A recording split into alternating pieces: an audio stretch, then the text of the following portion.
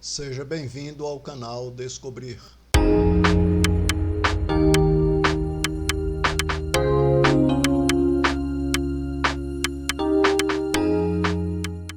Era fevereiro de 1945, quando 3 líderes se reuniram em Yalta, um balneário o balneário soviético às margens do Mar Negro, para decidir sobre os destinos do mundo. Na foto podemos ver da esquerda para a direita Winston Leonard Spencer Churchill, Franklin Delano Roosevelt e Joseph Vissarionovich Stalin. A Alemanha nazista estava de joelhos. Pelo leste, os russos invadiam, pelo oeste, as tropas aliadas invadiam também Berlim. Em 12 de abril de 1945, Roosevelt falece e assume os Estados Unidos, a presidência, Harry Truman, que se comportou como um verdadeiro estadista e comandou os Estados Unidos até o dia 8 de maio, que foi o encerramento da Segunda Grande Guerra, mas apenas na Europa, ficando a parte do Japão para posteriormente ser resolvido. Mas continuemos. Harry S. Truman. Esse S vinha do avô materno, Solomon, só que foi registrado como Harry S. Truman. Esse era o nome dele. A Alemanha nazista derrotada, havia a expectativa de todos de retorno aos seus lares, mas os grandes líderes sabiam que a procura por Berlim iria se tornar em um problema muito mais sério, porque iria se tornar em um problema ideológico. Afinal de contas, nós tínhamos os Estados Unidos, que eram democráticos, que eram capitalistas, e os russos, que eram socialistas e que não eram democráticos. A partir de então, inaugurou-se uma guerra que ficou conhecida como Guerra Fria, por conta de russos e americanos ficarem em lados opostos, desta vez, e buscarem conquistar mais parceiros para suas ideologias.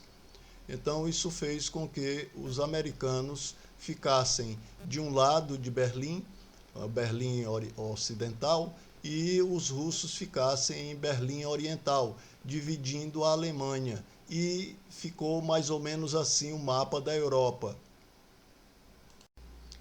Em março de 1947, Truman fez um discurso no Congresso americano pedindo auxílio financeiro ou autorização para investir nos países europeus para a reconstrução daqueles países, também como uma forma de colocar vamos dizer assim, sua indústria em atividade, já que, vamos dizer, não tinha para quem vender o que era produzido nos Estados Unidos. E seria uma ajuda mútua, não só para as indústrias norte-americanas, mas também para o povo europeu, para se recuperarem de toda a destruição causada pelos embates na Segunda Grande Guerra. Como foi dito, a Guerra Fria nunca gerou embate, vamos dizer assim, bélico entre Estados Unidos e União das Repúblicas Socialistas Soviéticas, mas gerou uma busca grande por talentos gerados pela Alemanha.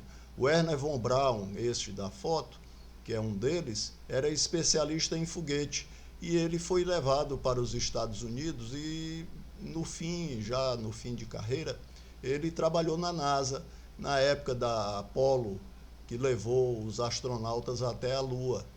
Ele era especialista em foguete, como eu disse. Lembrando que esse termo Guerra Fria foi cunhado pelo americano assessor Bernard Baruch em 1947. Após o discurso de Truman, em março de 1947, no mês de julho foi apresentado o Plano Marshall, que era o plano idealizado para suprir as necessidades que existiam na Europa. Foram 152 bilhões de dólares que foram investidos, em torno de 5,2% do PIB americano da época. E foi criado e idealizado pelo general George Catlett Marshall Jr., que era secretário de Estado americano. Abrindo um parêntese aqui, é bom que fique registrado que o solo americano, os Estados Unidos da América, não foram atacados em nenhum momento, não tiveram nenhuma perda, nenhum imóvel destruído durante a guerra. Apenas Pearl Harbor, que ficava nas ilhas do Havaí, foi atacado. E vejam a distância aí no mapa. Vendo o resultado da medida americana, em 1949, a União Soviética criou o Comecon. O Comecon era o Conselho para Assistência e Economia Mútua para auxiliar as economias do leste europeu. Este era o símbolo. Os Estados Unidos adotavam uma política defensiva, uma política diplomática defensiva, enquanto os russos eram mais agressivos.